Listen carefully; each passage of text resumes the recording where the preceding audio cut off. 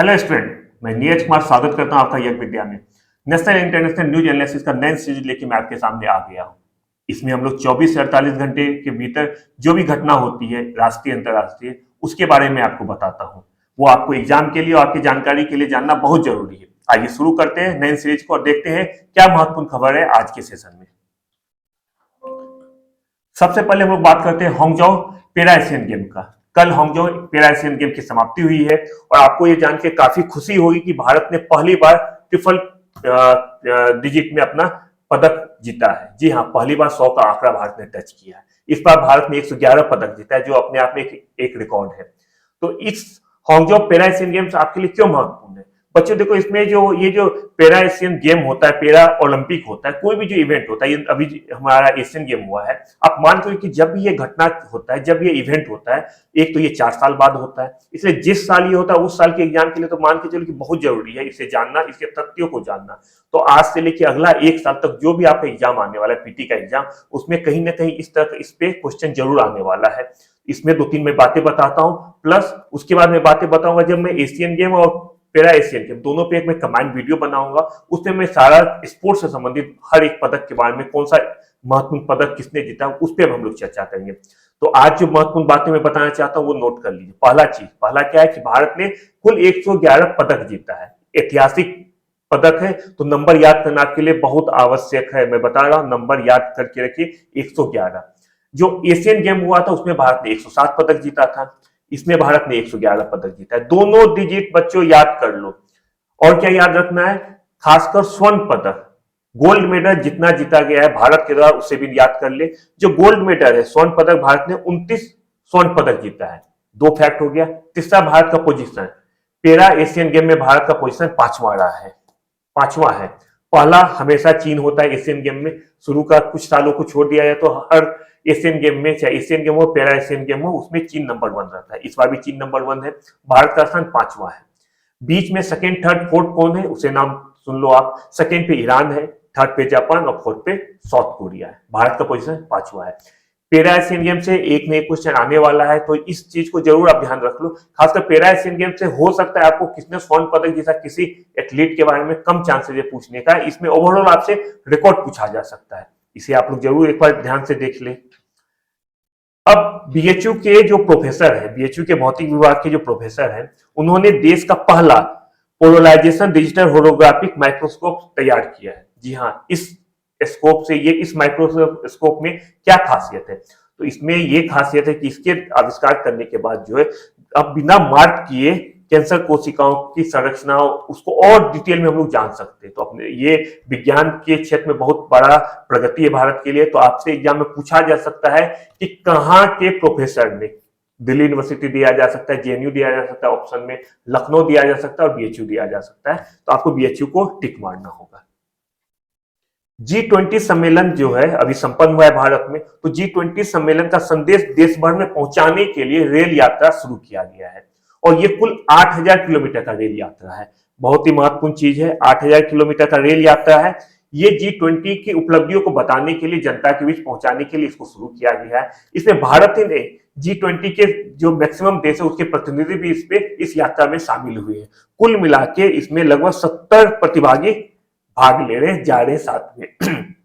और इसमें 2-3 खास बात है, उसे आप लोग ध्यान रखिए कि इसका समापन होगा मुंबई में, प्लस इसमें 7 कार्यक्रम का आयोजन किया जाएगा। इस रेल यात्रा के दौरान 7 कार्यक्रमों का आयोजन किया जाएगा और 7 कार्यक्रम कुल 6 जगह पे होगा। 7 कार्यक्रम होगा और जगह हो जाएगा 6। आखिर ऐसा क्यों?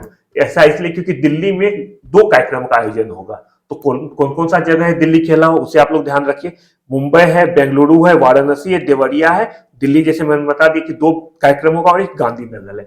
तो कुल मिला के 6 प्लेस है, स्थान है और 7 कार्यक्रम का आयोजन किया जाएगा। तो ये जो प्लेस है, मुंबई, बेंगलुरु, वाराणसी, देवरिया, दिल्ली और गांधीनगर, इस पे आप जरूर ध्यान रखिए। एग्जाम में हो सकता है पूछा जाए आपसे कि G20 समापन के बाद जो एक रेल यात्रा शुरू किया गया कुल 8000 किलोमीटर का, उसमें कार्यक्रम का जो आयोजन किया गया, किस किस जगह पे कार्यक्रम का आयोजन किया गया है, ABCD में दे देगा, 1 2 3 4 में दे देगा। क्या दे देगा? मुंबई, बेंगलोर, वाराणसी और लखनऊ दे देगा। और ABCD ऑप्शन दे देगा, तो लखनऊ नहीं है। तो ध्यान रखेंगे किस तरह से क्वेश्चन तो 25 तरह से पूछा जा सकता है। अगर आप लोग फैक्ट पे कमांड है तो क्वेश्चन किसी भी तरह से पूछा जाएगा, आप लोग बिल्कुल सही जवाब देंगे। भारत के लिए नवंबर माह में जो है फर्स्ट वीक में अभी तक जो सूचना आई है कि काफी महत्वपूर्ण उपलब्धि भारत शुरू करने वाला। ये उपलब्धि क्या है कि बहुत साल पहले आपको पता होगा कि मालगाड़ी के लिए एक स्पेशल कॉरिडोर की शुरुआत की गई थी, दो कॉरिडोर की, एक ईस्टर्न एक वेस्टर्न कॉरिडोर की। जो ईस्टर्न कॉरिडोर है वो नवंबर से चालू हो जाएगा, ऐसी सूचना आई है। और ईस्टर्न कॉरिडोर कहां से कहां तक है? तो ईस्टर्न कॉरिडोर जो पंजाब से लेकर बंगाल तक है।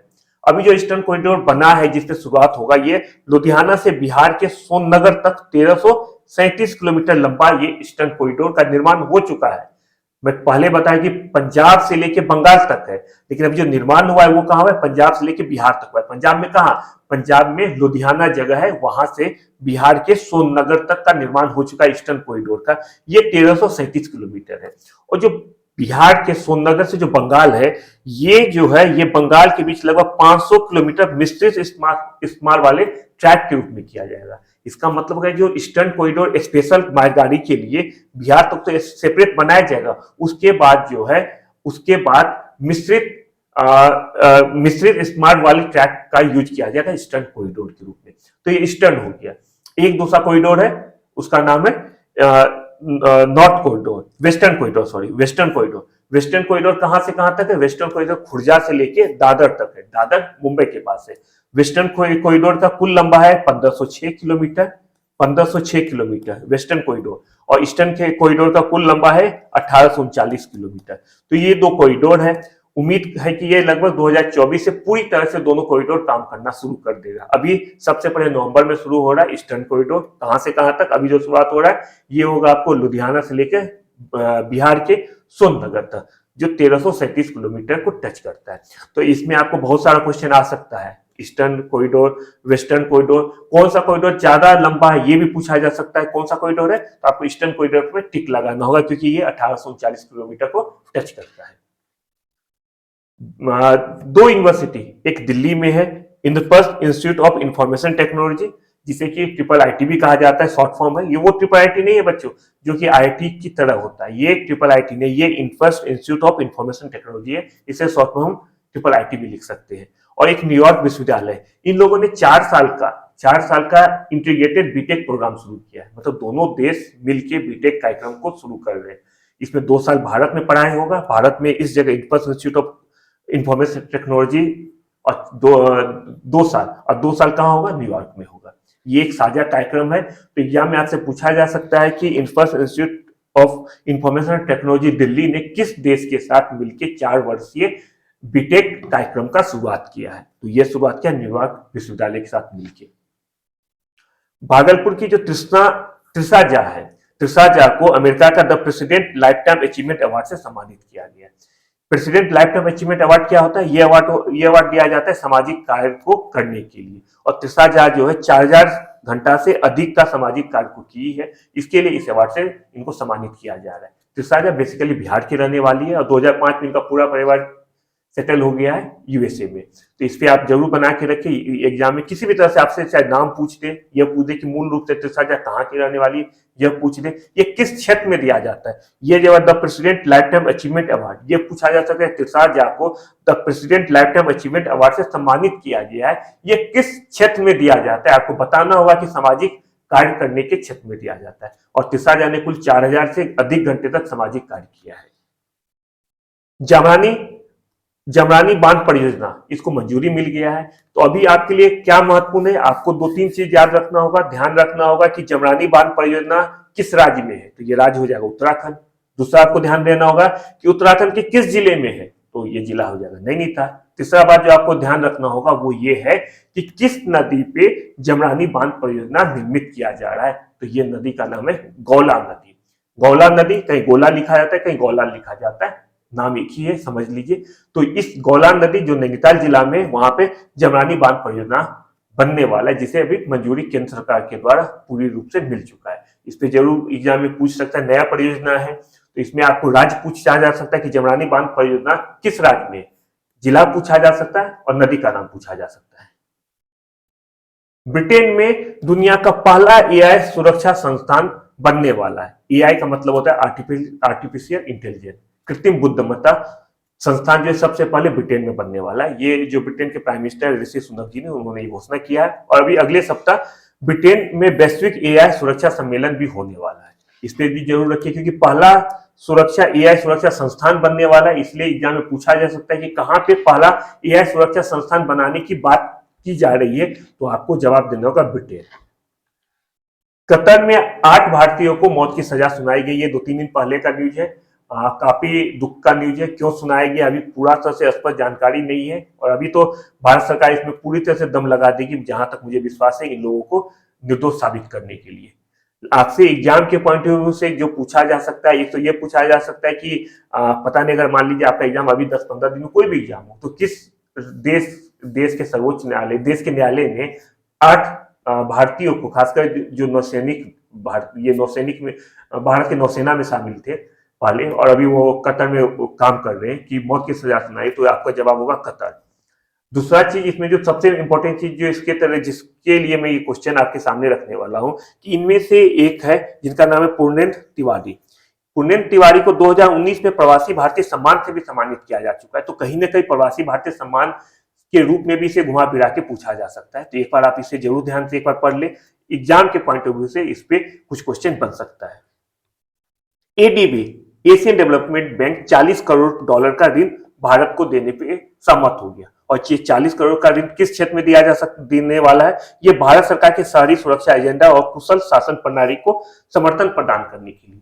मतलब इस जो 40 करोड़ का यूज होगा वो होगा शहरी सुधार एजेंडा, जो शहर में जो प्रशासन को और बेहतर बनाने के लिए इसका यूज होगा। ये एडीबी ने इस ऋण को मंजूरी दी है। एग्जाम में आप देखते हैं कि हमेशा क्वेश्चन पूछता है कि कोई खास ऋण किस योजना के लिए दिया गया। तो ये जो 40 करोड़ का एडीबी ने स्वीकृत किया है ऋण, ये भारत सरकार के शहरी सुधार एजेंडा और कुशल शासन प्रणाली को समर्थन करने के लिए प्रदान किया गया है। रबी सीजन में उर्वरकों पर 22,303 करोड़ रुपए की सब्सिडी भारत सरकार देगी। इस पे भारत सरकार ने हामी भर दी। क्यों ऐसा किया गया? इसको करने का सबसे बड़ा मकसद ये है कि उर्वरक का कीमत जो है काफी ज्यादा हो गया, इसलिए भारत सरकार ने 22,303 करोड़ रुपया की सब्सिडी देने पे मंजूरी दिया है। हो सकता है एग्जाम में आपको एग्जैक्ट फिगर पूछा जा सकता है कि भारत सरकार ने उर्वरक पे कितना करोड़ रुपया सब्सिडी पे सहमति प्रदान किया, कितना रुपया पे सहमति प्रदान किया है। तो आपको बताना होगा 22,303 करोड़ रुपया। ये था आज का हमारा करंट अफेयर्स का टॉपिक सेशन। उम्मीद करता हूं कि आज का जो सेशन है उससे आप लोग को बहुत फायदा होगा। यज्ञ विद्या आपके जो वैल्यूएबल फीडबैक उसका इंतजार करें, अपना फीडबैक यज्ञ विद्या तक जरूर पहुंचाए। आपको कैसा लग रहा है ये सेशन 8-10 मिनट का होता है, 10-12 मिनट मैक्सिमम जाता है। इस सेशन को लाने का मेन मकसद बस यही है कि कम समय में मैक्सिमम न्यूज आप लोग के पास पहुंच जाए। कल फिर मिलते हैं, तब तक आप लोग अपना ख्याल रखिए और देखते रहिए यज्ञ विद्या। जो बच्चे आज पहली बार देख रहे हैं उनसे मेरा निवेदन है कि यज्ञ विद्या को सब्सक्राइब कीजिए, अपने फ्रेंड को शेयर कीजिए। ये जो करंट का न्यूज है ये सिर्फ आप बच्चे जो एग्जाम दे रहे उसके लिए तो बहुत महत्वपूर्ण है, लेकिन जो बच्चे एग्जाम नहीं दे रहे, जो 9th में 10th में घर में आपके पेरेंट्स है, मम्मी पापा दादा दादी, ये छोटा न्यूज 10 मिनट 12 मिनट का न्यूज होता है। जैसे आप लोग न्यूज चैनल पे 24 घंटे न्यूज सुनते हैं, तो बस 10 मिनट 15 मिनट में अगर आप इसे देख लेंगे तो लगभग 5 से 6 जो महत्वपूर्ण न्यूज है उसको आप लोग कवर कर लेंगे। उम्मीद करता हूं कि इसका आप लोग लाभ उठाएंगे। कल फिर मिलते हैं। Bye bye.